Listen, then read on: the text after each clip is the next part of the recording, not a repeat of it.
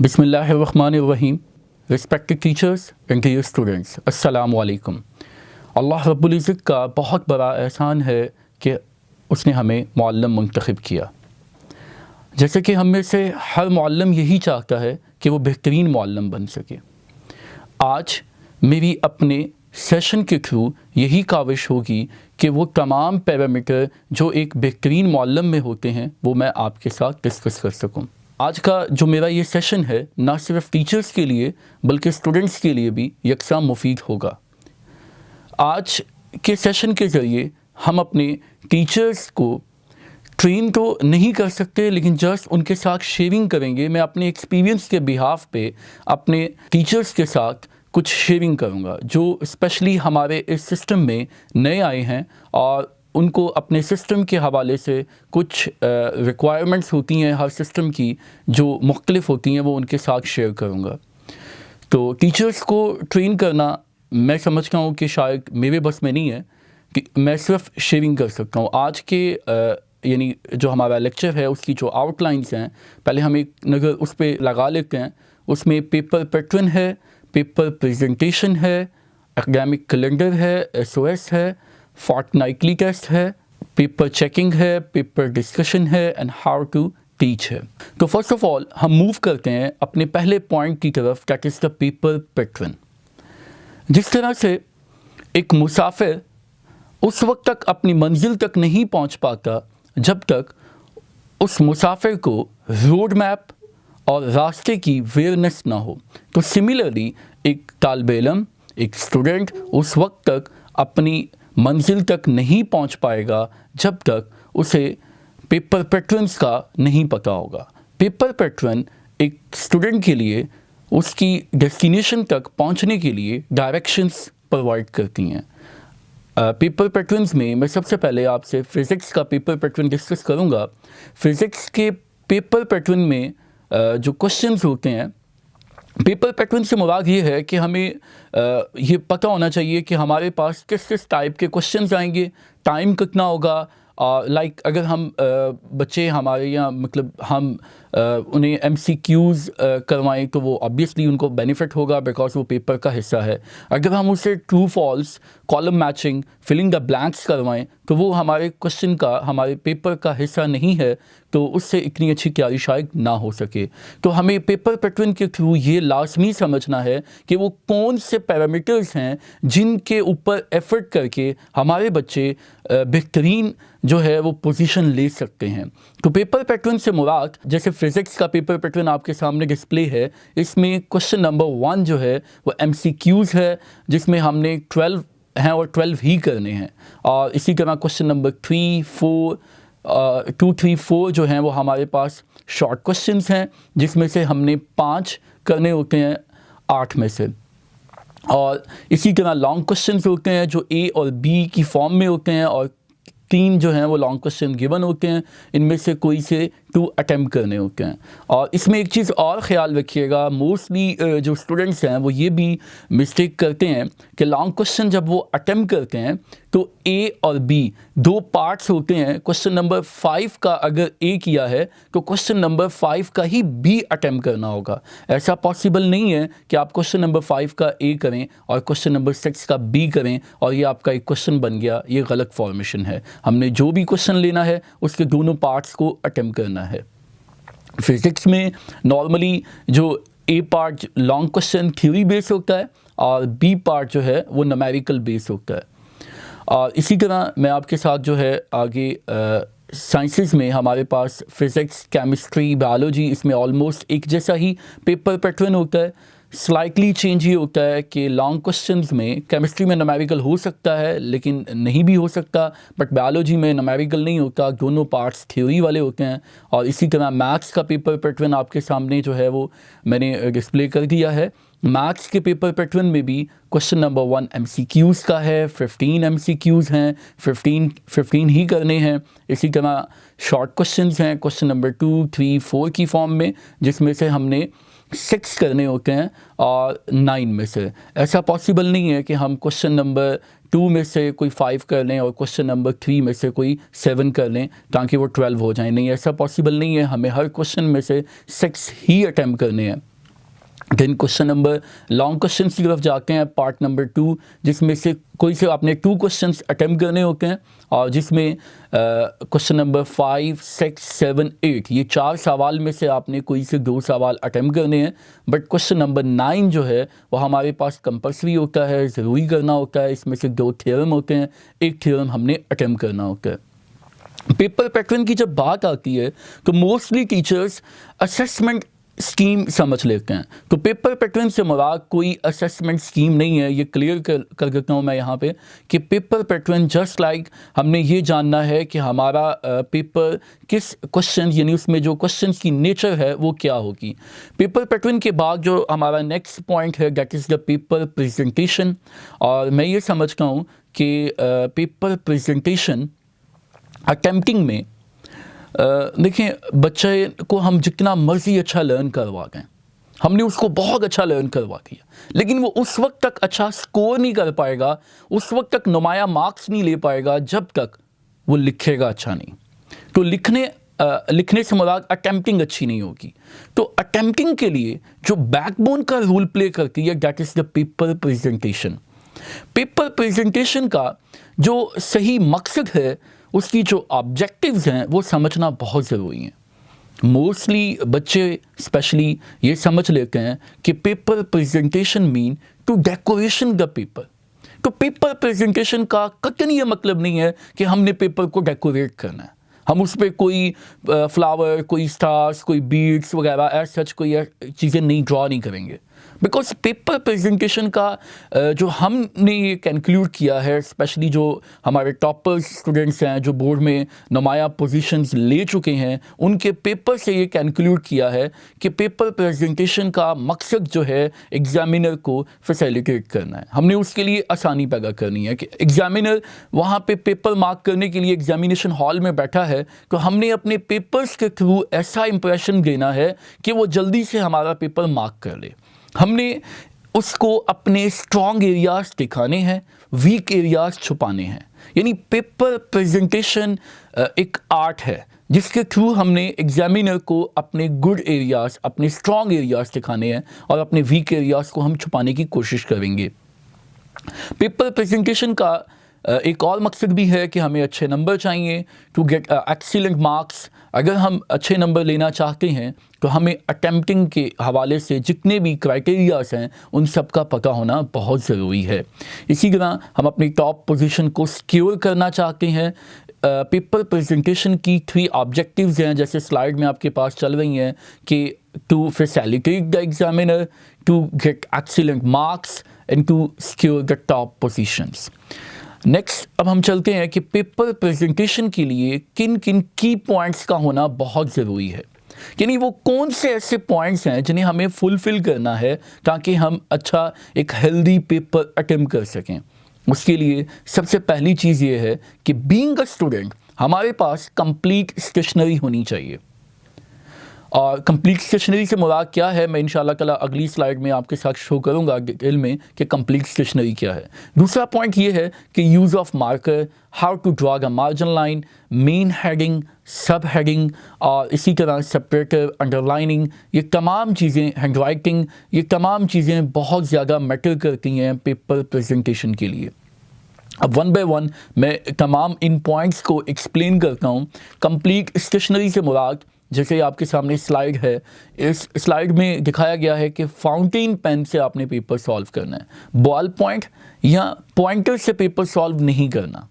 Reason है कि ball point जो है हो सकता है कि वो एक पेपर के लिए कंप्लीट काफ़ी ना हो, उसके लिए आपको दूसरा बॉल पॉइंट यूज़ करना होगा, तो उनकी राइटिंग जो है राइटिंग मैच नहीं करेगी, सिमेट्री नहीं रहेगी। और वैसे भी बॉल पॉइंट जो है अगर हम थोड़ा सा स्ट्रेस दे के लिखते हैं तो पेपर की दूसरी साइड पे उसका रिफ्लेक्शन जो है वो आना शुरू हो जाता है। सिमिलरली पॉइंटर, जब हम नया पॉइंटर से लिखना शुरू करते हैं, नो डाउट हमारी राइटिंग बहुत अच्छी होती है, लेकिन वो बारीक होता है, उसका फॉन्ट साइज़ वो जस्ट लाइक पेन का काम दे रहा होता है। But with passage of time वो ब्रश बन जाता है, उसकी टिप बहुत ज़्यादा मोटी हो जाती है। इस वजह से हम यही सजेस्ट करते हैं कि फाउंटेन पेन ही आपको, हमारी रिकमेंडेशन है कि आपके पास एटलीस्ट 2 फाउंटेन पेन होने चाहिए, जो दोनों में इंक फुल होनी चाहिए। ये नहीं होना चाहिए कि आप इंक पॉट को साथ लेके जाएं एग्जामिनेशन हॉल में, ठीक है।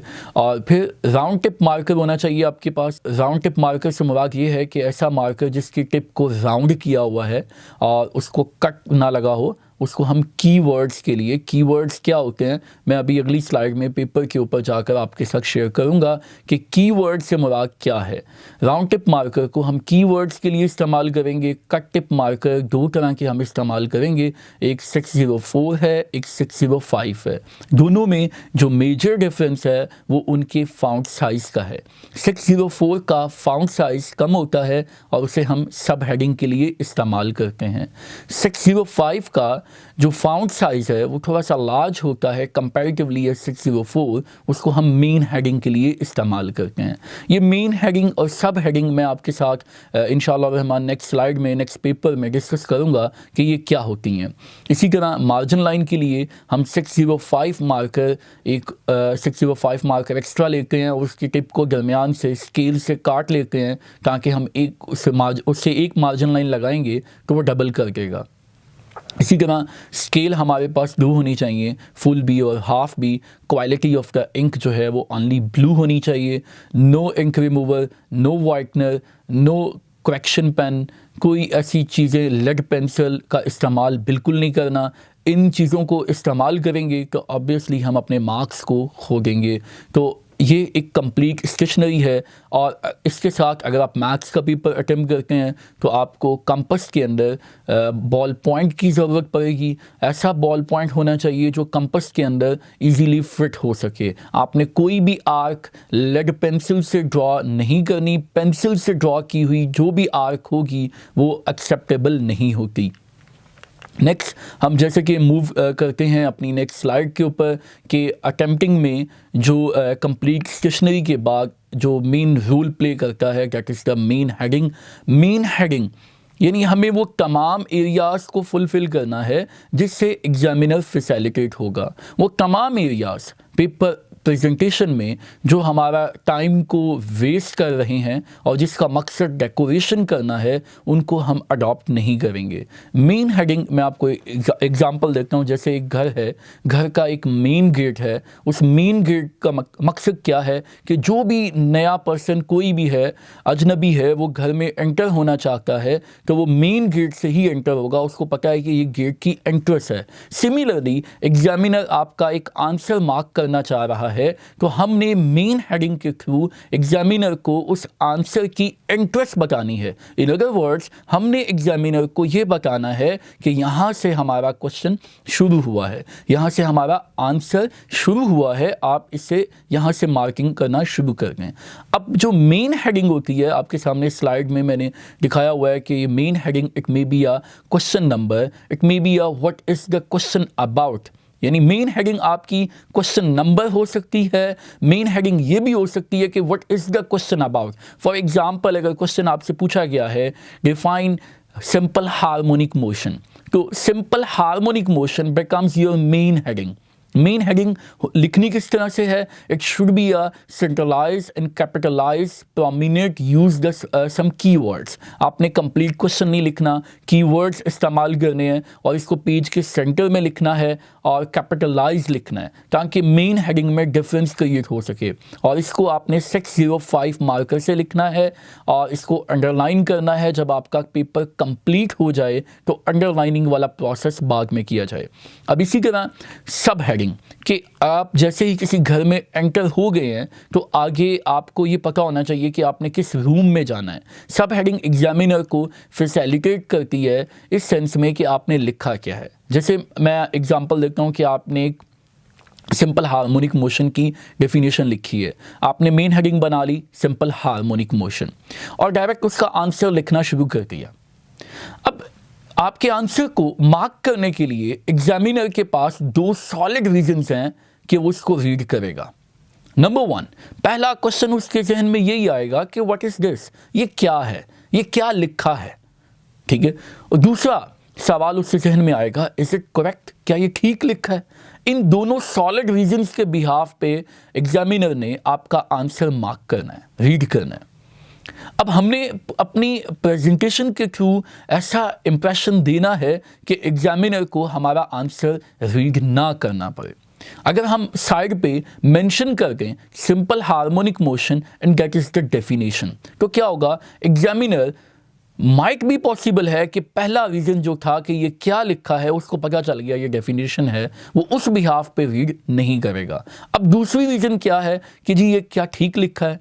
अब हर एग्जामिनर को हर डेफिनेशन शायद ही वर्ड टू वर्ड याद होती है, कुछ कीवर्ड्स होते हैं जिसके बिहाफ पे डेफिनेशन को चेक किया जाता है।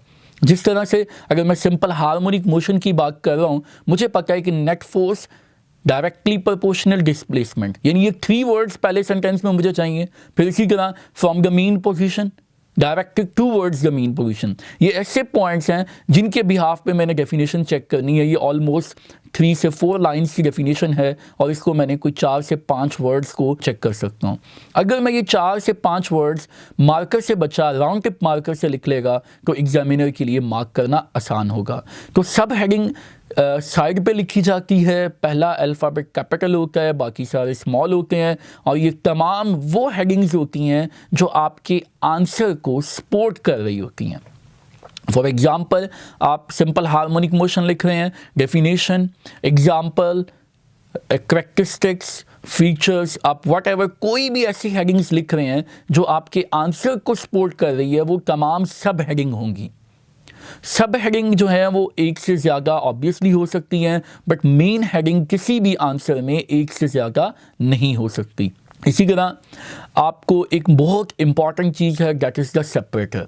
ये सेपरेटर एक ऐसी लाइन है कि बहुत दफ़ा ऐसा भी होता है कि बच्चे अपना पेपर रीचेक करवाने जाते हैं तो उनके सामने एक ऐसे केसेस सामने भी आए हैं कि एग्जामिनर ने क्वेश्चन को मार्क तो किया हुआ है लेकिन मार्क्स लगाए नहीं हुए। उसके पीछे एक वजह यह भी है कि बच्चे सेपरेटर नहीं लगाते, एग्जामिनर को पता ही नहीं चलता कि क्वेश्चन ख़त्म कहाँ पे हुआ है। तो हम बच्चों को ये सजेस्ट करते हैं कि जब आपने एक शॉर्ट क्वेश्चन किया है उसी वक्त उसकी सेपरेटर लाइन लगाएं, ठीक है। सेपरेटर लाइन से क्या होगा, एग्जामिनर जब वो चेक करेगा तो सेपरेटर लाइन से उसको पता चलेगा कि मैंने अब इसके मार्क्स भी गिने हैं, यहीं पे मार्क्स गिने हैं। बाज़ औक़ात बच्चे ये सोच लेते हैं कि पहले पूरा पेपर अटेम्प्ट करेंगे बाद में हम सेपरेटर लगाएंगे। तो बहुत दफ़ा ऐसा भी ऑब्ज़र्व हुआ है कि बच्चे अपने ही क्वेश्चंस को सेपरेट करना भूल जाते हैं, यानी 2 क्वेश्चंस के बिटवीन बाद में सेपरेटर लाइन लगाना भूल जाते हैं। अब देखिए अगर बच्चे भूल गए हैं तो एग्जामिनर भी भूल सकता है अगर सेपरेटर लाइन ना लगी हो कि मार्क्स देने हैं।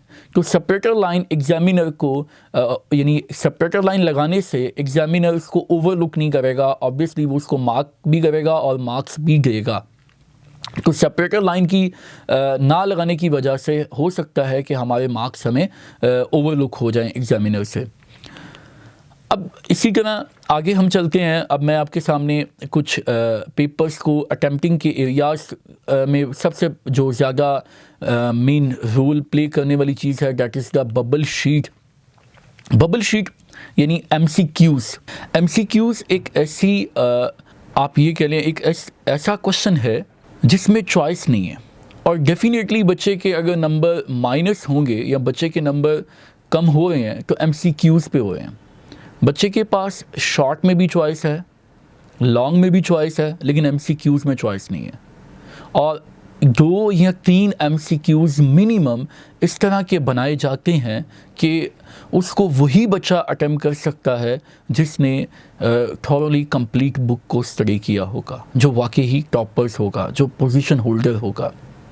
MCQs को सॉल्व करते वक्त एक कॉमनली मिस्टेक जो बच्चे करते हैं वो ये भी है कि एक MCQs ऑर्डिनरी MCQs है उसको रीड करके किया और ए ऑप्शन में उसका आंसर मौजूद है, वहीं पर टिक किया, बबल को फिल कर दिया और बाद में जब देखा कि आंसर तो बी भी है, आंसर सी भी है और डी में ऑल ऑफ डीज भी लिखा हुआ है।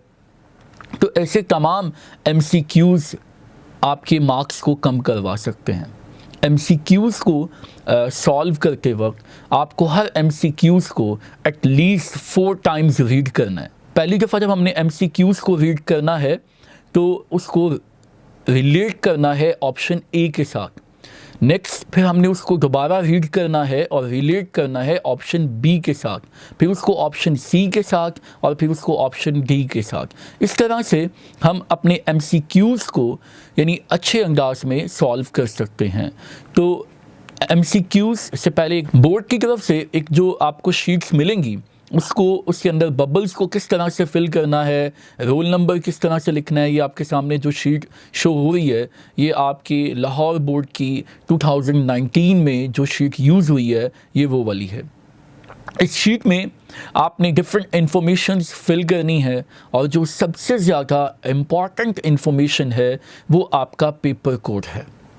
रोल नंबर भी इम्पॉर्टेंट है, लेकिन रोल नंबर हो सकता है कि आपका यानी आपके जो एग्ज़ाम इन्विजिलेटर है या आपका एग्ज़ामिनर है वो भी उसको भी अंदाज़ा होता है कि आप इस क्लास में इतने बच्चे बैठे हुए हैं, तो हो सकता है कि शायद वो भी बाद में फ़िल कर दे या आप उसकी बाकायदा फ़ीस देकर बाद में अपना रोल नंबर की करेक्शन करवा लें। बट जो मेन चीज़ है that is the paper code.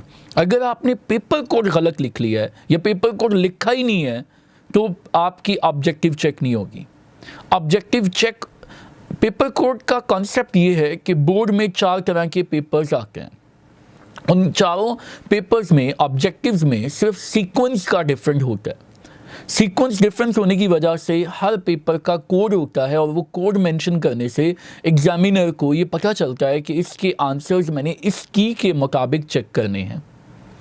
तो पेपर कोड जो है वो हमारी शीट पर 2 दफ़ा लिखा जाता है। एक ये आपके सामने जो मैंने अभी पेपर आपके सामने शीट डिस्प्ले की है इसके रोल नंबर के साथ पेपर कोड लिखा जाता है, और दूसरा ये जहाँ पे आपने ऑब्जेक्टिव ये आपके सामने शीट मैंने डिस्प्ले की है इसमें MCQs फिल करने हैं और साथ में आपने इसके पेपर कोड इस यहाँ भी आपने मेंशन करना है और बबल्स की फॉर्म में फिल करना है।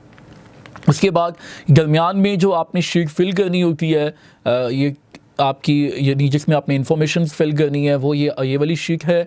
इसके बाद आपके पास जो अब कुछ बोर्ड की शीट्स का प्रोफाइल है जिसके लिए आपको कुछ चीज़ें जानना बहुत ज़रूरी हैं, जिस तरह से आपके पास pages total number of pages 24 होंगे, राइटिंग साइड 23 हैं। यानी आपका पेपर कोई भी पेपर स्पेशली मैथ्स का आपका पेपर अक्सर बच्चों को होता है कि वो उन्हें ज़्यादा पेजेस रिक्वायर्ड होते हैं लेकिन एक्स्ट्रा शीट नहीं मिलेगी। आपको 23 राइटिंग साइड्स पे अपना पेपर कंप्लीट करना है और हर पेज पर जो आपकी लाइंस होंगी वो 24 लाइंस होंगी। ठीक है, इसी तरह आपकी एक और इसमें इस प्रोफाइल में एक इम्पॉर्टेंट चीज़ है वो ये है कि लाइन स्पेसिंग कि बच्चों का फाउंट साइज़। अक्सर बच्चे नैरो लाइन पे प्रैक्टिस कर रहे होते हैं लेकिन जब वो वहाँ जाते हैं तो लाइन का जो साइज़ है वो कुछ और होता है, उनका फाउंट साइज़ एडजस्ट नहीं हो पा रहा होता शीट्स में। तो ऑलमोस्ट जो लाइन की स्पेसिंग है जो बोर्ड की शीट्स है उस पर 1.1 सेंटीमीटर होगी और ये शीट्स इजीली अवेलेबल हैं। आप उन्हीं शीट्स पर प्रैक्टिस करें और ये तमाम जो उसके मुतालिक पेज की विड्थ, पेज की लेंथ, वो तमाम मैंने प्रोफाइल आपके सामने शेयर कर दिया है। अब हम चलते हैं एक MCQs बच्चे ने फिल किए हुए हैं। करेक्ट वे MCQs को फिल करने का क्या है ये आपके सामने मैंने शो किया है कि बच्चे ने बिल्कुल करेक्ट फॉर्मेट में फिल किए हुए हैं। एक बैड एग्जांपल भी देख ले, ये एक बैड एग्जांपल है। इसमें अब बच्चे ने अक्सर बच्चे ये भी करते हैं कि वो जब MCQs कर रहे होते हैं तो पेन से जब गलत ऑप्शन पे टिक हो जाता है तो उसको करेक्शन करने की कोशिश करते हैं और वाइटनर इस्तेमाल करते हैं, वाइटनर इस्तेमाल करते हैं, रिमूवर इस्तेमाल करते हैं या फिर उसको ऊपर इंक फेंक देते हैं। इंक इस वजह से फेंकते हैं कि वो ये समझते हैं कि हमारे जो टीचर हैं वो ये समझेंगे कि इंक गलती से फेंकी गई है और इसको सही ऑप्शन को जाकर टिक कर देते हैं। ये तमाम जो ट्रिक्स हैं वो टीचर को ऑलरेडी पता होती हैं, तो इस यानी ये करने से आपके मार्क्स जो हैं वो कट जाते हैं। इसी तरह अगर आप कोई भी आपसे ऑब्जेक्टिव गलत टिक हो गई है, जब भी आप उसको काट कर दोबारा फिल करेंगे तो एग्जामिनर सबसे पहले उसको गलत करेगा, यानी उसके गलत होने के पहले भी वो गलत ही है। शायद कोई 5% चांस है कि एग्जामिनर से गलती से हो सकता है वो ठीक हो जाए, लेकिन जब आप अपनी गलती की करेक्शन वहाँ पे करेंगे, कटिंग करेंगे MCQs के ऊपर, तो वो 100% सबसे पहले वही गलत होगा। तो MCQs को ध्यान से रीड करें, पहले आप अपने ऑब्जेक्टिव शीट पर उसको टिक करें, देन उसको आप उसके बबल्स को फिल करना शुरू करें। एक दफ़ा जो बबल फिल हो गया है उसको कट करके दोबारा नया बबल फिल करने की ज़रूरत नहीं है। अब हम आपके सामने जो है 2 डिफरेंट मैंने पेपर्स डिस्प्ले किए हैं। एक पेपर में बच्चे का कॉन्सेप्ट प्रेजेंटेशन को लेकर डेकोरेशन है और दूसरा पेपर उसी के पैरेलल लगा हुआ है, उसमें बच्चे का कॉन्सेप्ट जो है प्रेजेंटेशन को लेकर एग्जामिनर को फैसिलिटेट करना है। अब देखिए, ये जो हम कैलीग्राफी करते हैं, ये जो हम उस पे पेपर्स पे कोई डेकोरेशन के आर्ट्स यूज़ करना शुरू कर देते हैं, ये जस्ट वेस्ट ऑफ टाइम है। अब इस पेपर में हम अच्छे एलिमेंट्स को देख लेते हैं। जो अच्छे एलिमेंट्स हैं, लाइक इसमें सबसे पहले मेन हेडिंग क्या होनी चाहिए। जैसे क्वेश्चन है डिफाइन ड्राइव क्वांटिटीज़, तो ड्राइव क्वांटिटीज़ जो है बच्चे ने मेन हेडिंग बनाई हुई है। इसी तरह सब हेडिंग डेफिनेशन सब हेडिंग है। अब डेफिनेशन को इन्वर्टेड कॉमास में लिखा गया है। इन्वर्टेड कॉमास में क्यों लिखा गया है कि जहां भी इन्वर्टेड कॉमास आएंगे एग्जामिनर ये समझेगा कि बच्चे ने अपने पास से कुछ नहीं लिखा, ये प्योर टेक्स्ट बुक वर्डिंग है। यानी इन्वर्टेड कॉमास को देखने के बाद एग्जामिनर का माइंड सेट हो जाता है कि बच्चे ने अपने पास से नहीं लिखा। अब फिर इसमें जो कीवर्ड्स हैं, जिसको हमने जो इम्पॉर्टेंट जो कलीदी अल्फाज हैं उसे हम मार्कर से लिखेंगे ताकि एग्जामिनर को उसको रीड करने की शायद वो हो सकता है कि हमारी डेफिनेशन को एग्जामिनर कंप्लीट थॉरली रीड ना करे। अब डेफिनेशन के साथ हमें कुछ ना कुछ एडिशनल पॉइंट लाजमी लिखना है और वो एक हो सकता है बट नॉट मोर देन 1। अगर लाइक डेफिनेशन पूछी है तो हम उसमें कुछ ना कुछ, अगर उसकी एग्जाम्पल है कोई एग्जाम्पल लिखें, अगर वो क्वांटिटी है तो उसका फॉर्मूला यूनिट लिख सकते हैं, ठीक है। कोई एक चीज़ लाजमी उसमें एडिशनल लिखें। सपोज करें अगर मैकेनिक्स पूछा है, अब वो फिज़िक्स की ब्रांच है, अब उस ब्रांच में हम क्या लिख सकते हैं, हम उसमें एग्जाम्पल कोड नहीं कर सकते, लेकिन हमें पता है कि mechanics is a branch of physics in which we study about the motion, cause and its effect. अब इसमें हमारे पास 3 वर्ड्स हैं जो की वर्ड्स हैं, ओनली 3 वर्ड्स। मैकेनिक्स में हमने स्टडी करना है मोशन को, कॉजेस को और इफेक्ट को। अब अगर हम इसके साथ एडिशनल पॉइंट ये लिख दें कि forces and masses are the major causes of the motion, तो ये ठीक है। इसी तरह अगर हम ये लिख दें कि मैकेनिक्स की जो ब्रांचेस हैं आगे वो काइनेमेटिक्स और डायनामिक्स, वो भी ठीक है। इसी तरह अगर मैं हीट की बात करूं तो हीट अगर आप लिख रहे हैं branch of physics in which we study about the modes of transfer, nature of heat, ठीक है, तो इसमें भी हम मोड्स ऑफ ट्रांसफर से एडिशनल पॉइंट निकाल सकते हैं। Conduction, convection and radiation are the major modes of transfer of heat. In other words, मेरा कहने का मतलब ये है कि आप एडिशनल पॉइंट वो लिखें जो डेफिनेशन के साथ रिलेट कर रहा है, जो डेफिनेशन को सपोर्ट कर रहा है। कोई भी ऐसा पॉइंट ना लिखें जिसका डेफिनेशन से कोई लिंक नहीं है। अगर आता है तो ठीक लिखें, अदरवाइज गलत ना लिखें, क्योंकि उस एडिशनल पॉइंट के नंबर नहीं है, एग्जामिनर ने नहीं पूछा। माइट भी पॉसिबल है कि वो, अगर आपको वो हो सकता है कि डेफिनेशन से वो 1.5 मार्क्स दे दे अगर आपने एडिशनल पॉइंट नहीं लिखे, हो सकता है वो 2 भी दे दे, लेकिन जब आपने गलत एडिशनल पॉइंट लिखा है तो वो आपका पूरा 1 मार्क्स कम हो जाएगा।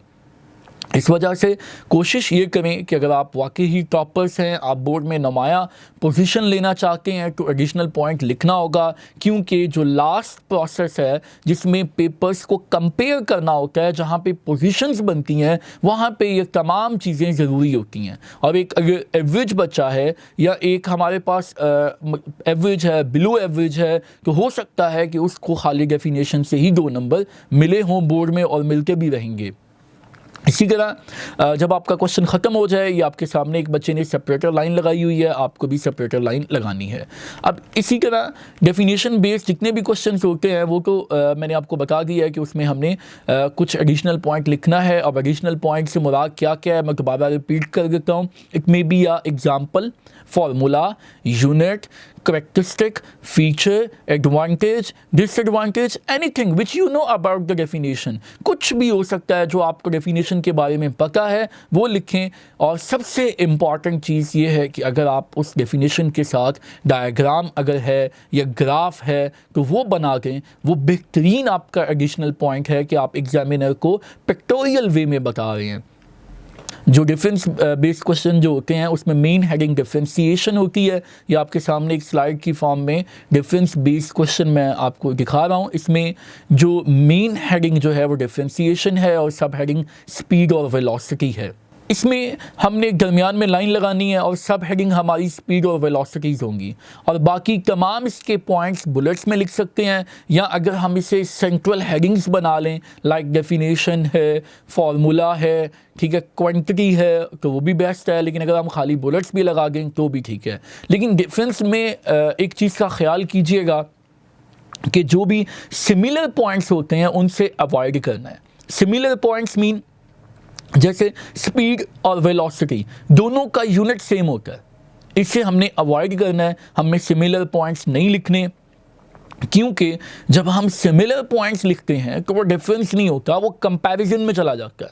और क्वेश्चन कंपैरिजन में नहीं है, क्वेश्चन है डिफरेंशिएशन में कि आपने डिफरेंस क्रिएट करना है।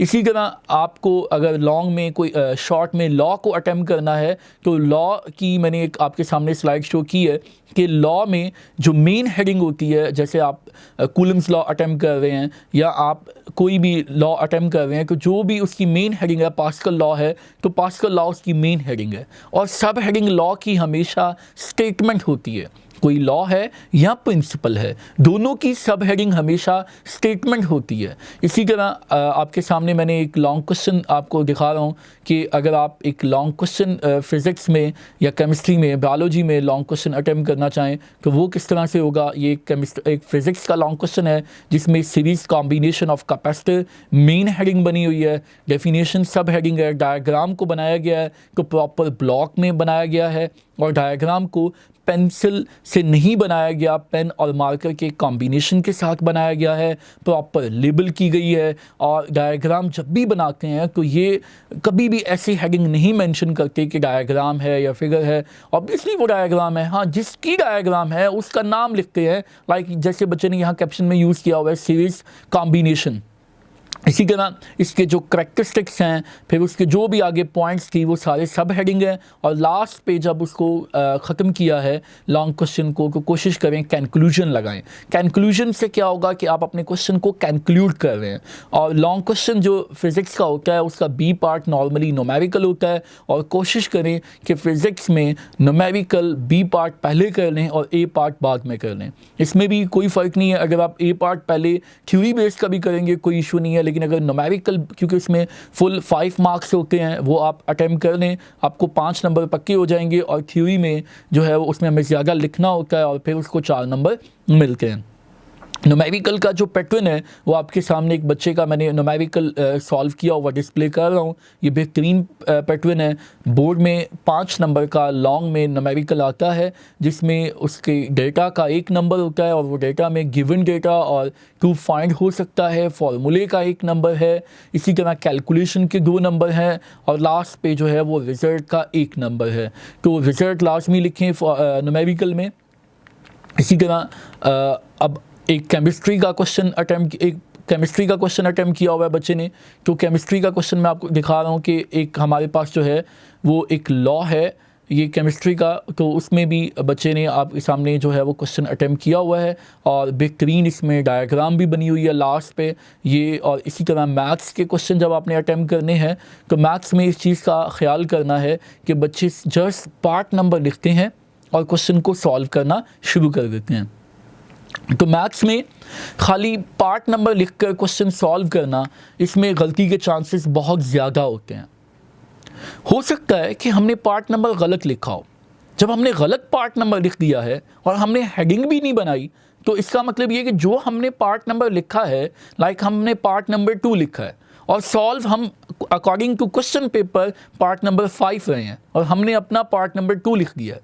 अब आपका जो पार्ट नंबर 2 है, इसी 2 से एग्जामिनर ने अपनी की में देखना है, वहाँ पे 2 कुछ और होगा तो वो पूरा क्वेश्चन गलत हो जाएगा, पूरा आंसर गलत हो गया, उसके नंबर हो सकता है कि ना मिलें। इस वजह से हम रिकमेंड करते हैं कि आप हेडिंग्स बनाएं। लाइक जैसे आपके सामने एक मैथ का पेपर सॉल्व किया हुआ मैं शो कर रहा हूँ, इसमें बच्चे ने हेडिंग्स बनाई हैं। नेचर ऑफ रूट्स निकालना था, उसने पार्ट नंबर 5 लिखा हुआ है, यहाँ पे पार्ट नंबर 5 उसने ऊपर लिखा हुआ है। हम ये रिकमेंड करते हैं कि पार्ट नंबर 5 को मेन हेडिंग के बराबर मार्जिन लाइन से पहले मार्जिन लाइन के बाद लिखें, ताकि आपकी लाइंस को सेव कर सकें।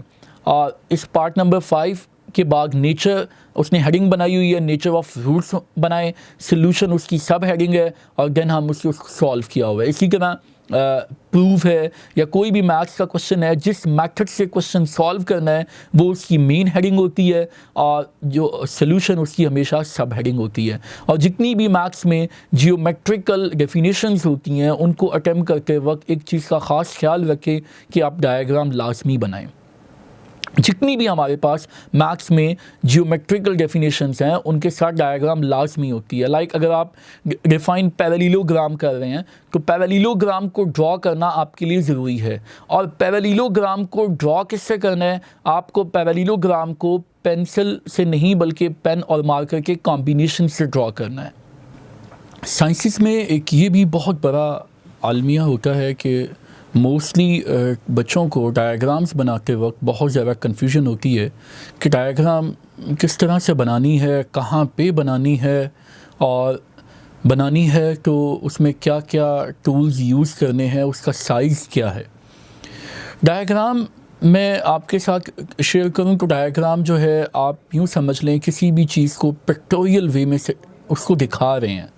अगर आपसे पूछा जाए what is the relay in physics तो आप उसे इजीली अगर डायग्राम के थ्रू उसको पिक्टोरियल वे में दिखाएंगे तो एग्ज़ामिनर के लिए चेक करना आसान हो जाएगा। और हो सकता है कि वो आपको डायग्राम दिखने के बाद शायद आपकी थ्योरी को इतना ब्रीफली रीड ना करे, आपको उसका एडवांटेज मिलेगा। तो डायग्राम जो है आपने पेंसिल से नहीं बनानी होती, डायग्राम आपको पेन और मार्कर के कॉम्बिनेशन से बनानी है। कॉम्बिनेशन मीन लेट अगर आपने डायग्राम बनाते वक्त उसकी जो आउटर लाइंस हैं वो अगर आपने पेन से ड्रॉ की हैं तो उसकी जो लेबलिंग है या इनर लाइंस हैं उसे मार्कर से यूज़ करें। इसी तरह मैथ्स में जब हम डायग्राम बनाते हैं तो स्पेशली जो प्रैक्टिकल ज्योमेट्री है, तो प्रैक्टिकल ज्योमेट्री के अंदर डायग्राम जो है वो हम लोग पेन और मार्कर के कॉम्बिनेशन से बनाते हैं। उसमें कंपास में बॉल पॉइंट चला जाता है और बॉल पॉइंट से आर्क लगाते हैं।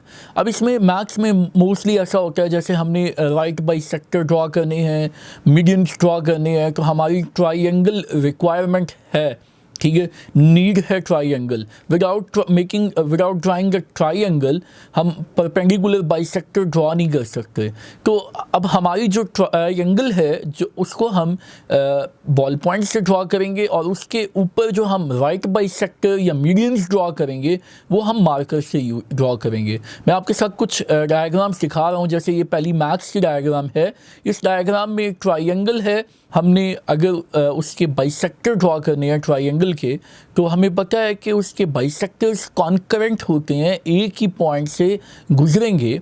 इस वजह से लिए हम जब फाइनल हमारा जो आंसर है लाइक फाइनल आंसर बाइसेक्टर है तो उसको हम मार्कर से बनाएंगे जैसे इस बच्चे ने बनाया हुआ है। और इसमें एक और चीज़ है, एक जो है कॉमन मिस्टेक है, नॉर्मली हर बच्चा ही करता है। यहाँ पर जो तीनों बाइसेक्टर एक ही पॉइंट से पास करने होते हैं वो कॉन्करेंट होते हैं, उस पॉइंट को बच्चे डॉट्स बना लेते हैं या सर्कल बना लेते हैं, उससे अवॉइड करना है।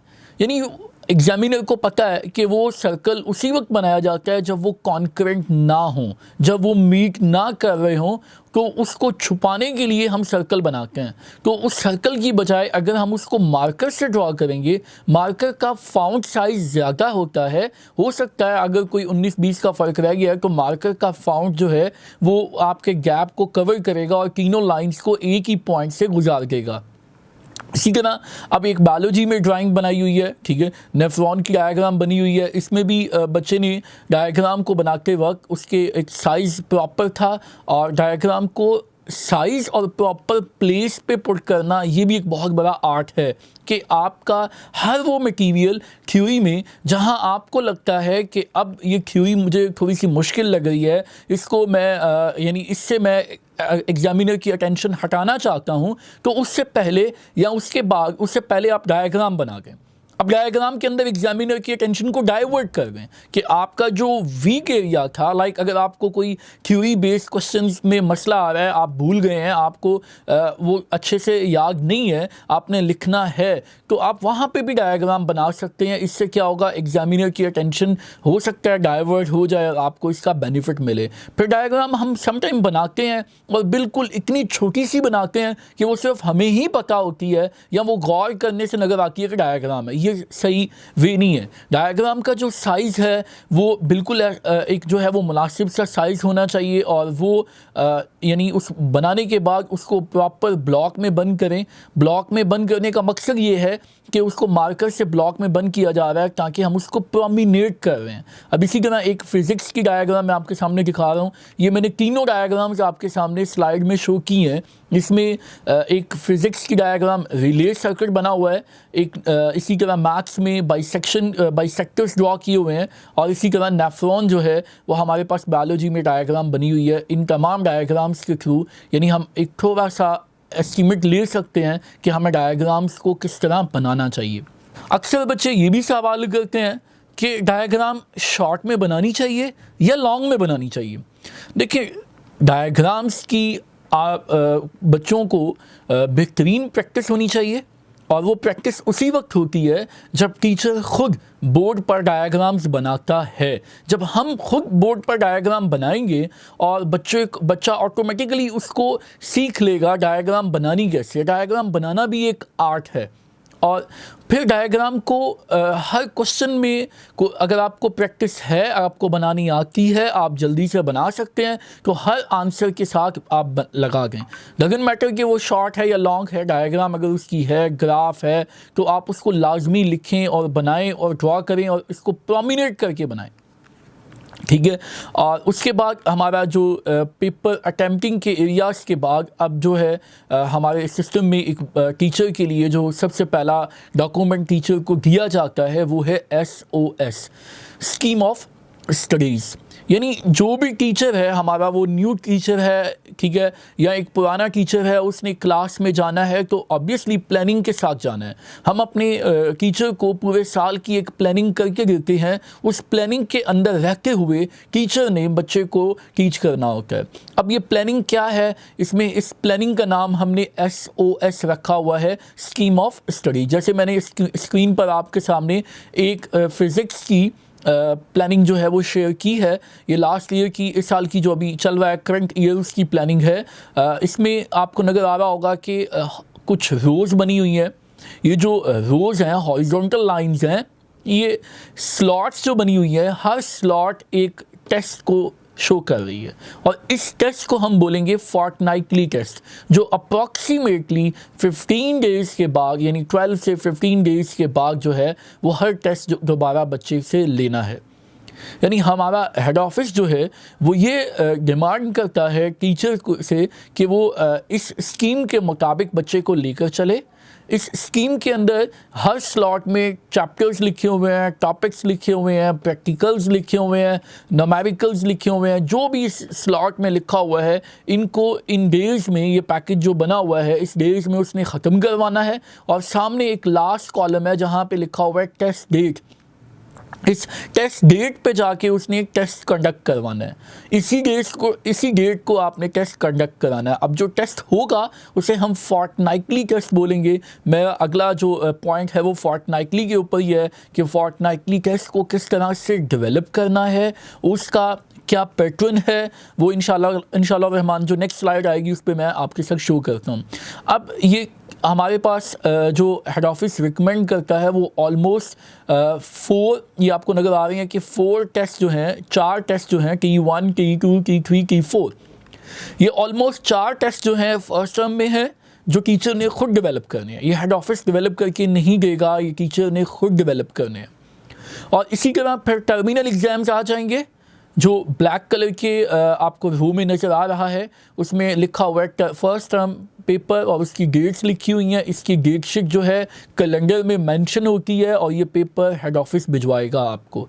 यानी मैं दोबारा रिपीट करता हूँ, ये जो टर्मिनल एग्ज़ाम्स हैं इसके जितने भी पेपर्स होंगे ये हम हेड ऑफिस से आपके स्कूल में पेपर्स भिजवाएंगे। और ये जो फोर्टनाइटली टेस्ट थे, जैसे मैंने कहा कि फ़र्स्ट टर्म में जाने से पहले हमने 4 एटलीस्ट टेस्ट लेने हैं और तमाम टेस्ट को कंडक्ट करवाने के बाद प्रॉपर फाइलिंग होनी चाहिए हर बच्चे की। यानी एक बच्चे तमाम सब्जेक्ट्स के 4 टेस्ट होने हैं फर्स्ट टर्म में। तो जब आप T1 लेते हैं तो उसको एक बच्चे की फ़ाइल के अंदर तमाम वो टेस्ट लगे हों फ़िज़िक्स के, और इसी तरह एक फ़ाइल उसकी सब्जेक्ट वाइज भी फ़ाइल बना सकते हैं, स्टूडेंट वाइज भी फ़ाइल बना सकते हैं। ये फ़ाइल्स आपकी रेडी होनी चाहिए, बच्चे की फ़ाइल बने और उसको उस हर फोर्टनाइटली टेस्ट जब T1 सारे सब्जेक्ट्स के हो जाएंगे तो उसका एक मार्कशीट हम आपको हेड ऑफिस प्रोवाइड करके देता है, उस पर रिजल्ट डिस्प्ले करना होता है। इसी तरह ये जो सेकेंड टर्म के बाद हमारे पास बाकी स्लॉट्स चल रही हैं उनमें भी हमने टेस्ट कंडक्ट करवाने हैं।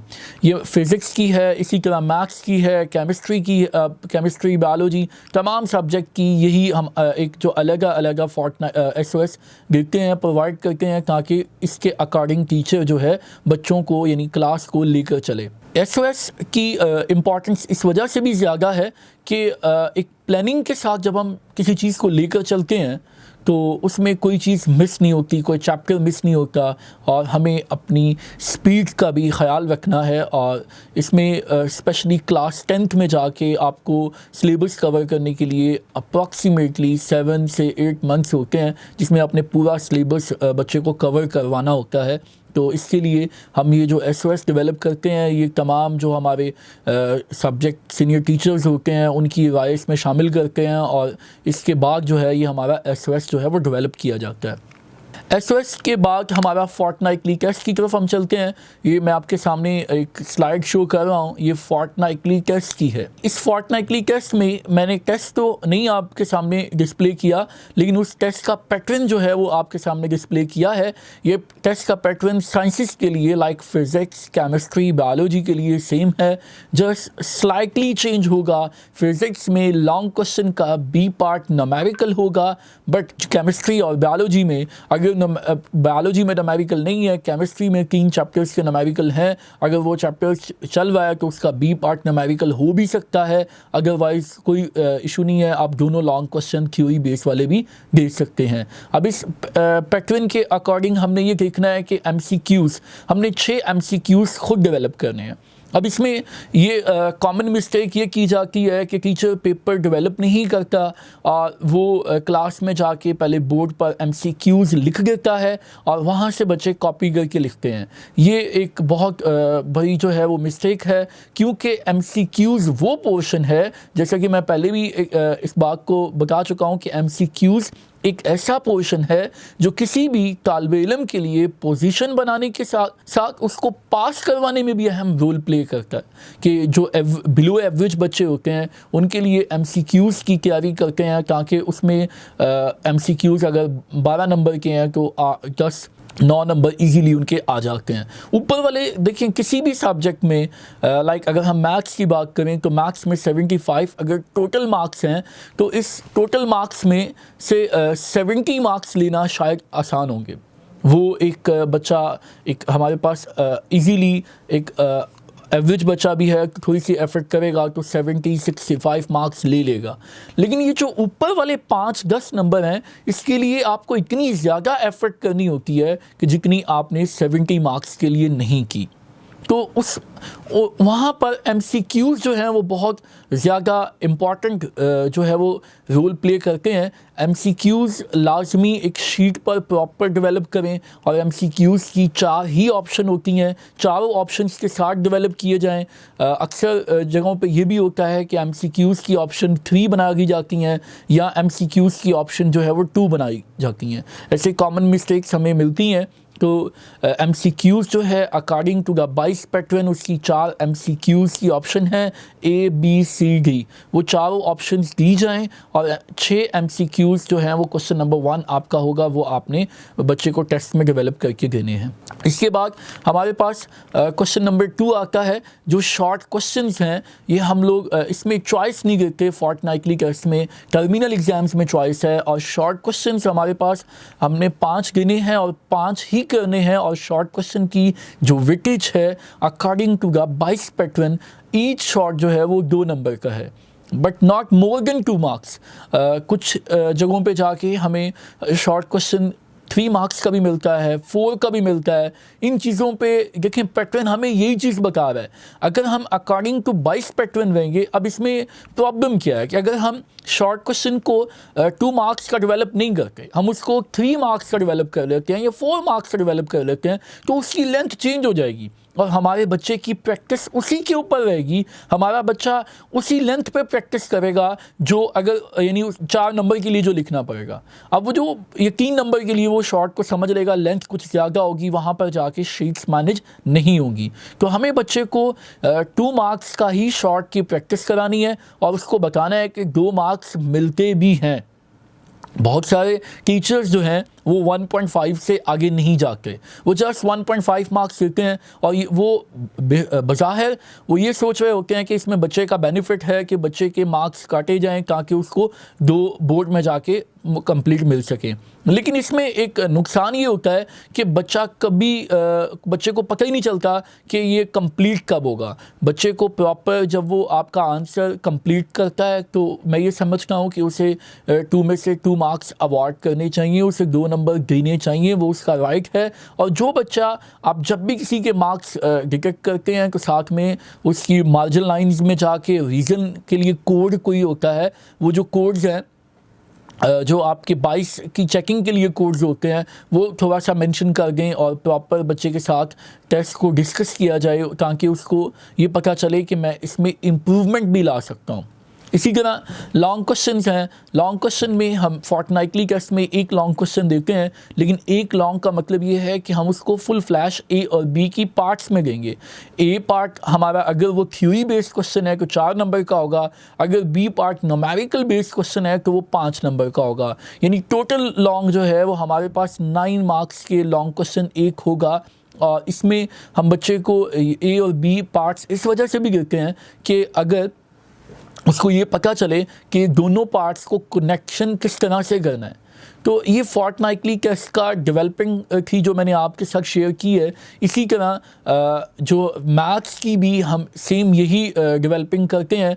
तो मैं मैथ्स की आपके साथ जो है वो डेवलपिंग शेयर कर रहा हूँ। मैथ्स में भी ऑलमोस्ट MCQs हम 5 की बजाय 6 कर देते हैं। शॉर्ट क्वेश्चन है और लॉन्ग है। लॉन्ग में और हम उस मैथ्स में हमने अपनी हर स्लॉट में एक थ्योरम रखा हुआ है।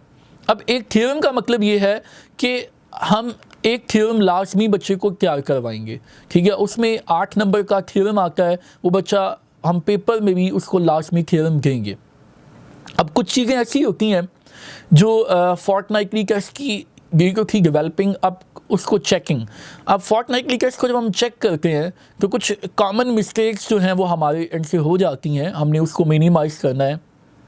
फॉर एग्ज़ाम्पल हम उसको सबसे पहला है बिहेवियर कि हम उसको ब्लू मार्कर से या ब्लू पेन से या उसको यानी प्रॉपर ब्लैक इंक से चेक करना शुरू कर देते हैं। अगर हम उसे प्रॉपर रेड इंक से चेक करेंगे और अपनी मिस्टेक्स को, जो बच्चे की मिस्टेक होती हैं, उसे शेयर करेंगे तो बच्चे के लिए इम्प्रूवमेंट आ सकती है।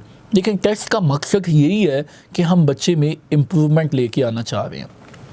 अगर बच्चा टेस्ट में कुछ मिस्टेक करता है, बच्चे के 25 में से 20 मार्क्स हैं, तो बीइंग अ टीचर हमें बच्चे को ये सजेस्ट करना है कि बेटा एक शीट एक्स्ट्रा साथ और लगाओ, उसमें अपने जो 5 नंबर तुम्हारे कम हुए हैं बेटा आपके, वो 5 मार्क्स के जो मटेरियल आपका गलत हुआ है उसको दोबारा लिख के लेके आएँ।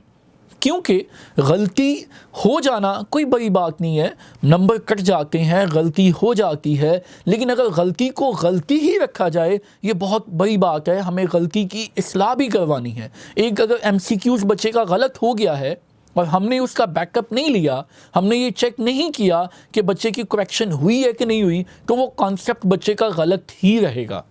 इस चीज़ के ऊपर हमें लाजमी देखना है कि हम जब टेस्ट डिस्कस करें तो प्रॉपर बोर्ड के ऊपर हम टेस्ट डिस्कस करें, MCQs के जो आंसर्स हैं ना सिर्फ उनके एग्जैक्ट आंसर्स वहाँ लिखें, और अगर कुछ MCQs सॉल्व होने वाले हैं तो उन्हें सॉल्व करके प्रॉपर बच्चे को गाइड करें, ताकि अगर बच्चे का कोई ऑप्शन गलत हुई है बच्चा उस डिस्कशन से भी सीख ले। सिमिलरली जो शॉर्ट क्वेश्चंस हैं वो बच्चों को प्रॉपर आप हर शॉर्ट क्वेश्चन का जो उसके अंदर जो एरियाज़ हैं जो आपको आंसर्स की रिक्वायरमेंट थी उसको बोर्ड के ऊपर प्रॉपर राइट करें, लिखें। जैसे अगर क्वेश्चन आ जाता है डिफाइन इनर्शिया, तो आप बच्चे को ये बताएं कि बेटा इसमें एक तो नंबर 1 आपने डेफिनेशन लिखनी है, दूसरा आप इसमें बता सकते हैं डिपेंडेंस कि inertia depends upon the mass. तो अगर ये दोनों पॉइंट्स लिखोगे बेटा तो 2 नंबर मिलेंगे। अगर खाली डेफिनेशन लिखोगे तो आपको 1.5 मार्क्स मिलेगा।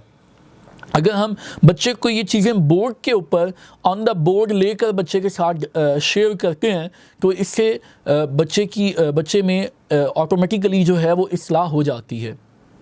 सिमिलरली इसी तरह जितने भी हमारे पास रीज़न बेस्ड क्वेश्चंस होते हैं, जैसे कोई हाउ वाई से शुरू होने वाले क्वेश्चंस हैं, उसमें हम बच्चे को स्पेशली बताएं कि बेटा इसमें ज़रूरी नहीं है कि आपका आंसर डेफिनेशन है, ये रीज़न बेस्ड क्वेश्चन है। जैसे फिज़िक्स में मोस्टली आ जाता है कि why the vehicles made heavy from the bottom. अब इसमें डेफिनेशन नहीं है, इसमें रीज़न लिखनी है कि आपने व्हीकल्स को नीचे से भारी क्यों बनाते हैं। तो उसमें बच्चे को बताएं कि इसका आंसर है कि हम उसका सेंटर ऑफ ग्रेविटी लोएस्ट पे रखना चाहते हैं, तो इस वजह से यानी जो भी रीज़न बेस्ड क्वेश्चन हैं उसमें सब हेडिंग रीज़न लिखें और फिर बच्चा उसको सॉल्व करे। डिफरेंशिएशन वाले जितने क्वेश्चन हैं ये पहले भी बात हो चुकी है, दरमियान में डिफरेंस देकर उसको अब जब डेवलपिंग करते हैं तो ये ख़ास ख्याल रखें कि अगर आपने 5 शॉर्ट डेवलप करने हैं उसमें एक डेफिनेशन भी हो, एक आपका डिफरेंस बेस्ड क्वेश्चन हो, कोई रीज़न बेस्ड क्वेश्चन हो, शॉर्ट में न्यूमेरिकल भी हो, ताकि एटलीस्ट बच्चे के पास क्वेश्चंस को अटेम्प्ट करने की वैरायटी हो। ये नहीं कि तमाम क्वेश्चंस आपने सिंपली एक ऑर्डिनरी लेवल का टेस्ट डेवलप कर दिया, define define define define and this. ये चीज़ इसके ऊपर ज़रा डेवलपिंग में ख़ास ख्याल रखना पड़ता है कि हमें हर तरह का क्वेश्चन डेवलप करना पड़ता है। फिर ये भी है कि आप जिस का शॉर्ट क्वेश्चन डेवलप कर रहे हैं कोशिश करें कि लॉन्ग में उसको यूज़ ना करें, लॉन्ग क्वेश्चन मुख्तलिफ हो, और कोशिश ये भी करें कि इसमें जब आप टेस्ट डेवलप करते हैं तो मोस्टली उन चीज़ों को, उन टॉपिक्स को टच किया जाए जो बच्चे ये समझ के हैं कि बोर्ड के पॉइंट ऑफ व्यू से इम्पॉर्टेंट नहीं है, क्योंकि हमारे टेस्ट का मकसद है कि हम बच्चे को कंप्लीट चैप्टर याद करवाना चाहते हैं, और बच्चा उसी वक्त याद करेगा जब उस यानी एक ऑर्डिनरी लेवल का बच्चों ने कॉन्सेप्ट बनाए होते हैं कि जी ये चीज़ें पेपर में आती हैं, ये नहीं आती हैं, और जो नहीं आती वो नहीं करते। देखिए अब पेपर का ट्रेंड चेंज हो चुका है, अब किसी भी तरह की कोई स्कीम नहीं है, अब हर वो चीज़ जो हमारी बुक में है वो पेपर का हिस्सा है, वो आ भी सकती है, शॉर्ट लॉन्ग में भी आ सकता है, लॉन्ग शॉर्ट में भी आ सकता है। अगर हम ये कहें कि ये जो क्वेश्चन है जी ये हमेशा शॉर्ट में आएगा तो गलत कह रहे हैं। अब सिंपल हार्मोनिक मोशन के फीचर्स हैं, वो 4 फीचर्स हैं, वो चारों जो हैं वो शॉर्ट में भी आ जाते हैं, लॉन्ग में भी आ जाते हैं, ठीक है। अब वो 4 लाइन्स का हैं, वो लिख कर बच्चे को 4 नंबर पूरे मिलते हैं। तो इस चीज़ के ऊपर भी रहें कि आंसर खुद अपना लेंथ जो है वो खुद डिसाइड करता है कि आपका आंसर कंप्लीट कब होता है। वो है एकेडमिक कैलेंडर कि जब हमारा ईयर स्टार्ट होता है, लाइक हमारी 9th जो है according to the head office जो है हमारी 9th जो है वो जनवरी में शुरू होती है, और 10th जो है अप्रैल में शुरू होती है। अब हम अपना एकेडमिक कैलेंडर जो है वो जनवरी में दे देते हैं और इस एकेडमिक कैलेंडर में हमने वो डेट शीट्स मेंशन करनी होती हैं, फर्स्ट टर्म की, सेकंड टर्म की, और इसमें तमाम वोकेशंस जितनी भी हैं, समर वोकेशंस, विंटर वोकेशंस और तमाम ईच एंड एवरीथिंग ये आपके सामने मैंने डिस्प्ले किया हुआ है। ये इसमें डिफरेंट कलर्स यूज़ हुए हुए हैं और हर कलर का कुछ ना कुछ मकसद है जो हमारे दूसरे पेज पर जाके हमने उसको क्लियर कर दिया है कि इस कलर का मकसद ये है। इसको भी आप जो है ख़ुद कैलेंडर को एक दफ़ा देख लें और अपने अपने बच्चों को भी इस कैलेंडर के हवाले से थोड़ा गाइड करें। इसमें डेट शीट्स पहले से ही मैनेज होती हैं। बहुत दफ़ा ऐसा होता है कि टर्मिनल एग्ज़ाम्स हम भेज देते हैं और हमें कॉल्स आ रही होती हैं कि जी आपने डेट शीट जो है वो नहीं भेजी। तो हमने कैलेंडर के साथ ही डेट शीट अटैच की हुई है। हमने डेट शीट को फर्स्ट टर्म सेकेंड टर्म की दोनों डेट शीट साथ अटैच हैं और हमारा एक कैलेंडर जो है ये ऑलमोस्ट इसमें हमारी जो SOS हैं वो नवंबर तक चलती हैं। अब आगे दिसंबर और जनवरी फरवरी जब तक बच्चों के पेपर्स, ये 3 मंथ्स हैं, ये हमारे टेस्ट सेशन के होते हैं। Revision and test session RNT शुरू हो जाता है। इसका दोबारा से स्केजुअल नवंबर में भेजा जाता है और इसके ऑलमोस्ट 188 टेस्ट बनते हैं जो हेड ऑफिस खुद भेजता है और ये शुरू होते हैं नवंबर से ऑनवर्ड, ठीक है। और नवंबर से यानी पीछे जो है वो हमारी टर्मिनल एग्ज़ाम्स यानी फ़र्स्ट टर्म सेकंड टर्म वो भी हेड ऑफिस भेजेगा। फोर्टनाइटली टेस्ट टीचर ने खुद डेवलप करने हैं। कैलेंडर के बाद जो हमारे पास मेन चीज़ आती है सब्जेक्ट वाइज कि हाउ टू टीच। जो हमारे पास अच्छा टीचर है, एक बेहतरीन मौलम है, उसको क्लास में किस तरह से पढ़ाना है, किस तरह से एक अच्छे टीचर को एक बेहतरीन मौलम बनने के लिए हमें क्लास में किस तरह से जाना है।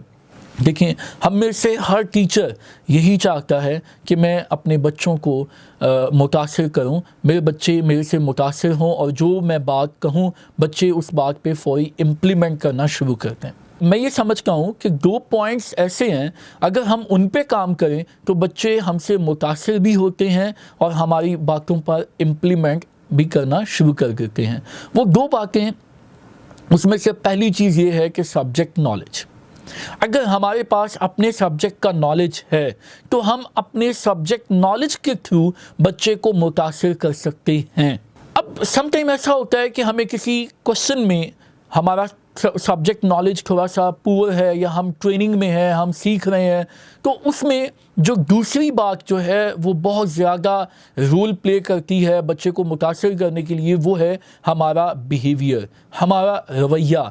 हम अपने बच्चों के साथ किस तरह का रवैया अख्तियार करते हैं, ये बहुत बड़ा एलिमेंट है जिसकी वजह से बच्चा हमारी बात सुनेगा या नहीं सुनेगा। देखिए, जो अच्छा उस्ताद है वो उस्ताद बनाया करता है और इसमें हमारा रवैया और हमारा सब्जेक्ट नॉलेज, ये दोनों चीज़ें बहुत मैटर करती हैं। अगर हम कहें कि हमारे पास सब्जेक्ट नॉलेज है और हम अपने जो स्टूडेंट्स हैं उन्हें इस तरह से ट्रीट ही ना करें कि जैसे वो हमारे अपने बच्चे हैं, अगर हम चाहते हैं कि बच्चे हमें अपने पेरेंट्स की तरह हमारी रिस्पेक्ट करें, तो इसके लिए ये ज़रूरी है कि हमें भी अपने स्टूडेंट्स को अपने बच्चों की तरह रिस्पेक्ट देनी होगी, उनको अपने बच्चों की तरह ट्रीट करना होगा, तभी बच्चा हमारी बात सुनेगा और हमें अपने पेरेंट्स की तरह रिस्पेक्ट देगा।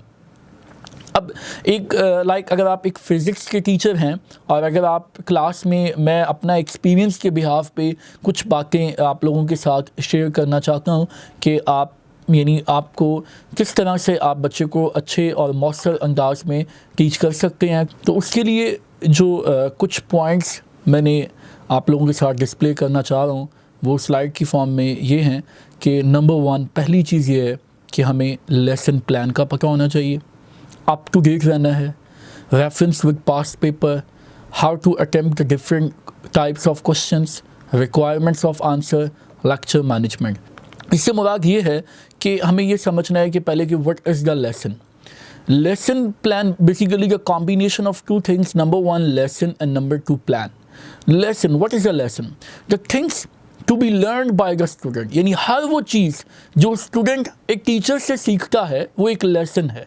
अब उसमें हो सकता है कि वो हमारी बुक का मटेरियल हो, हो सकता है कि वो हमसे कुछ अखलाक एथिक्स में हम में से कुछ सीख रहा है। अब इसमें बहुत सारे पॉइंट्स ऐसे भी होते हैं जो बहुत सारे ऐसे पॉइंट्स हैं जो तरबियत के हवाले से हैं, वो भी स्टूडेंट्स हमसे सीख रहे होते हैं। तो हर वो चीज़ जो स्टूडेंट टीचर से सीखता है वो लेसन है।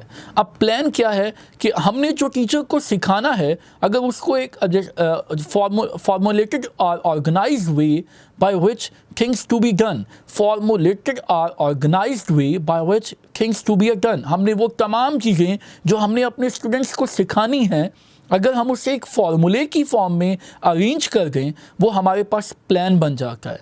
तो लेसन प्लान क्या होता है कि a guide for a teacher which help to cover the topic comprehensively with a proper sequence of points and without missing anything।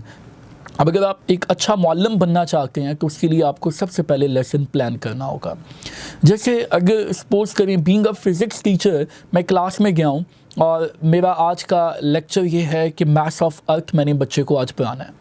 अब सबसे पहले मुझे ये सोचना है कि मैं आज बच्चे को जो लेक्चर देना चाह रहा हूँ, इसकी ऑब्जेक्टिव क्या है। यानी इस क्वेश्चन को करने के बाद, इस लेक्चर को डिलीवर करने के बाद बच्चे किस काबिल हो जाएंगे।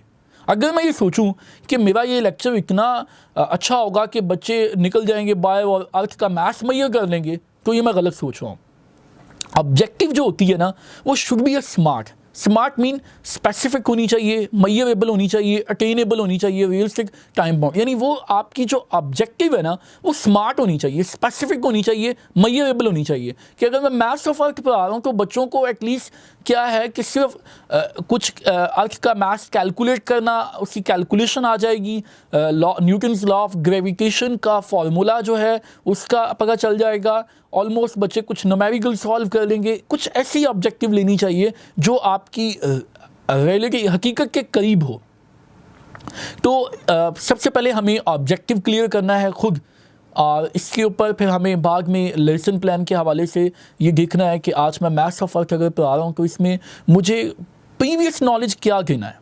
मुझे बच्चों को इसके साथ कोई प्रीवियस चैप्टर का जो प्रीवियस नॉलेज है, जैसे मैथ्स ऑफ अर्थ में ज़रूरी है कि हम न्यूटन्स लॉ ऑफ ग्रेविटेशन की बात करें तो वो उसका फॉर्मूला लिखना बहुत ज़रूरी है। बच्चों को थोड़ा सा प्रीवियस नॉलेज के साथ टच करना ज़रूरी हो जाता है। फिर इसमें आपका जो लेक्चर है वो 20 मिनट्स या 25 मिनट्स से ज़्यादा नहीं होना चाहिए।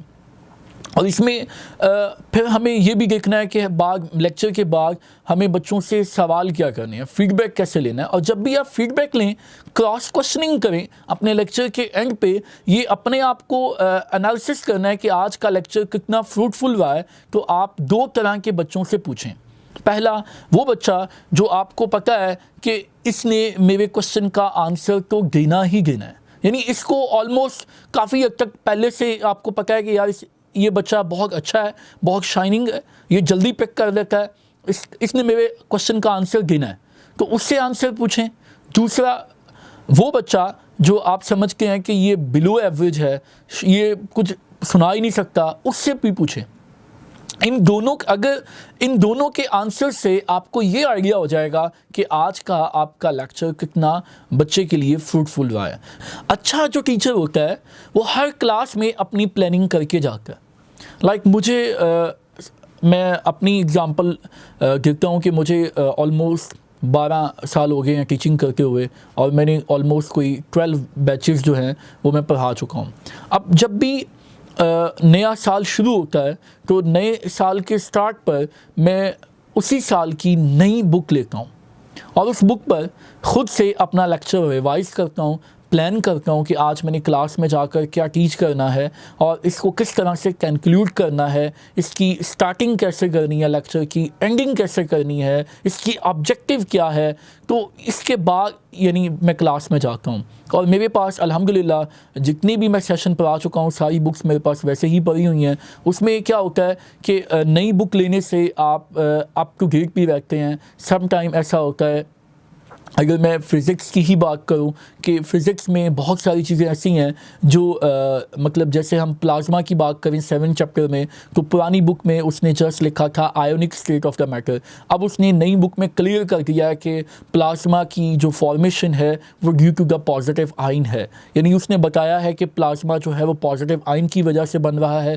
पॉजिटिव आयन क्यों आता है? क्योंकि वहाँ से इलेक्ट्रॉन्स जो हैं वो निकल जाते हैं, इलेक्ट्रॉन की डेफिशिएंसी होती है, तो वहाँ पर जब इलेक्ट्रॉन की डेफिशिएंसी है, ये सारा एक प्रोसेस उसने बताया हुआ है। तो ये पुरानी बुक पे कुछ और है, नई बुक पे कुछ और है। जब हम नई बुक नहीं लेंगे, परचेज़ नहीं करेंगे और लेक्चर को दोबारा से तैयार नहीं करेंगे, तो हमें बहुत सारी बातें जो नहीं होंगी वो हमें मिलेंगी नहीं। हम अपने बच्चों को वो पुराना ही नॉलेज पढ़ाते रहेंगे।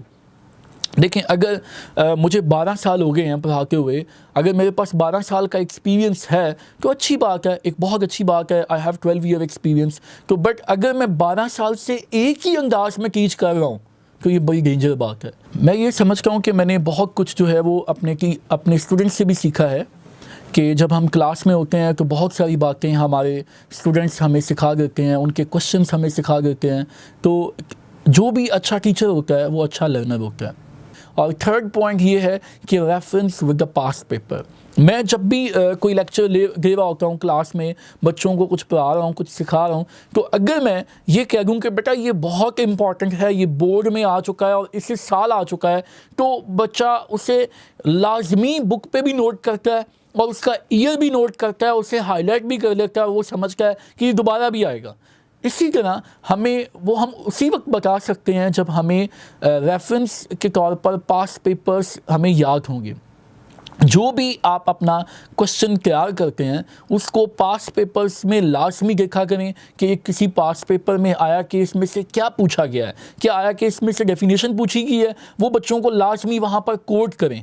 बच्चा इससे क्या होता है कि वो उसको इम्पॉर्टेंस, ऑब्वियसली वो हर वो चीज़ जो बोर्ड के 22 के पेपर में आ जाती है वो ऑटोमेटिकली इम्पॉर्टेंट हो जाती है।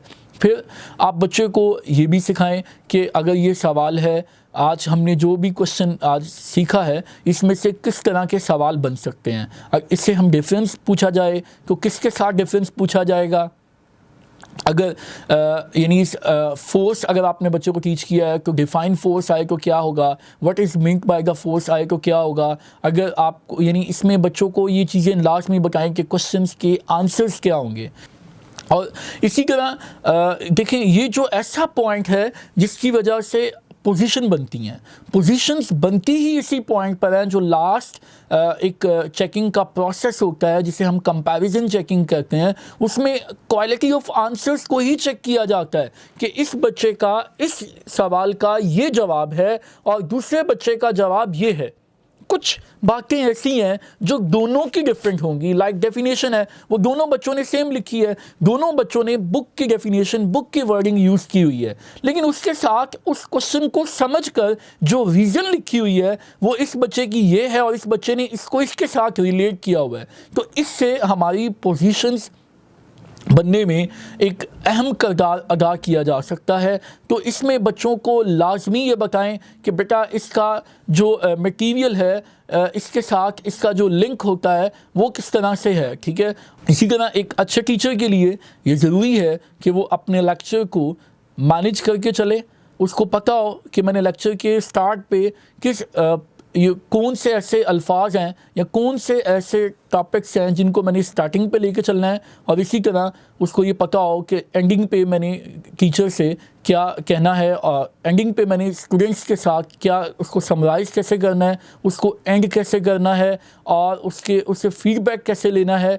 इसमें जो मोस्ट इम्पॉर्टेंट चीज़ वो आपका फीडबैक भी है कि आपने बच्चे से क्या फ़ीडबैक लिया है। फ़ीडबैक लेते वक्त ख्याल कीजिएगा अपने आंसर्स, अपने क्वेश्चंस को दो तरह के बच्चों से पूछें। एक वो बच्चा जो आपको पता है कि टॉपर है, इसने मेरे सवाल का जवाब लाजमी देना है। दूसरा वो बच्चा जो आपको पता है कि ये बिलो एवरेज है, हो सकता है कि ये आपके सवाल का जवाब ना दे।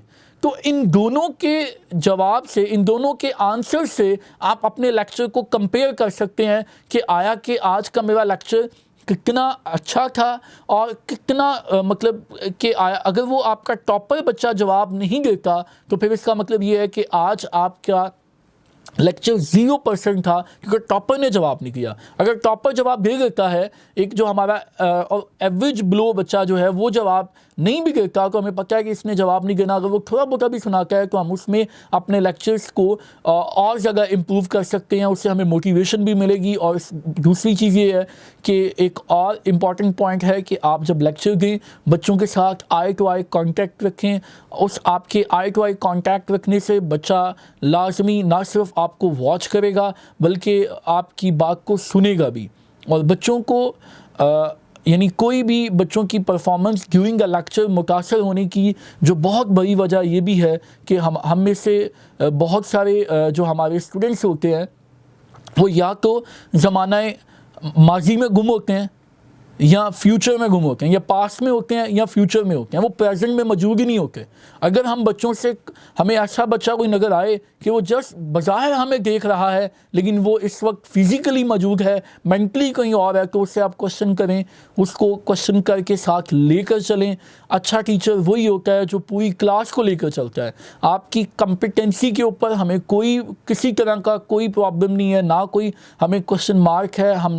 मैं ये समझता हूँ कि मैं किसी भी टीचर को कुछ भी सिखा नहीं सकता, जस्ट शेयर कर सकता हूँ। और ये मेरा जो सेशन था ये प्योरली शेयरिंग बेस्ड था, ट्रेनिंग बेस्ड नहीं था।